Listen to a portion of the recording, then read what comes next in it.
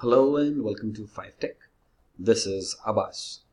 In today's lesson, we're going to continue IAM. In the previous video, we spoke about user. Now, in this lesson, we're going to talk about groups. Basically, every user can be part of a group, or he can be an individual user too. But usually there's a system or the organizations, they have an order where we have a Amazon group, under that security or finance, whatever you name it. So we allocate users subject to requirement into that particular group. So are there any limitations? Yes, of course. When associating user with a group, there is an upper limit of 10 groups per user. That means a single user can be a member of 10 groups maximum.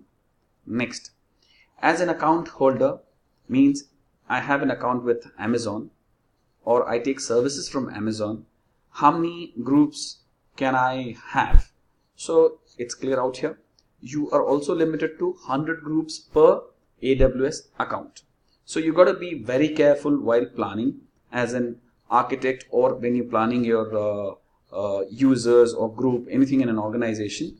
So have these things in mind, and also you can go through Amazon documents which will help you out before you could get into any kind of plan. It gives you a very clear picture. Okay, now let's look into the lab. This is where we need to click. We're through with users. And in case if you want to delete a user, just choose the user here and say delete. The user is out and deleted. Okay, since we're talking about groups, let's click on groups, create a new group, and I name it as new AWS GRP. So specify a group name. Group name can be edited anytime if required. I say next step. Most important part, attaching a policy. When you attach a policy, you can attach with one or more policies to attach. Each group can have up to 10 policies attached. Please have this in mind. So I choose a policy and I choose say administration access and I say next and I say create a group. Now keep one thing. You got to have one thing in mind.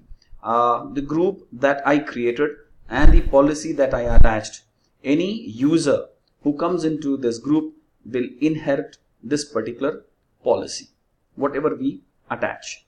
Okay, this is about creating a group, attaching a policy. Now can I delete? I go to action. In case in action I have all these options: adding a user to a group, deleting group, edit, remove user from a group. So I just say delete and I say yes, and the group is deleted. There's another group, I can choose this too, and I say delete a group and I say yes, delete. It's done. I hope it was informative. Thank you very much. In case if you like this, kindly subscribe to my channel. Thank you very much.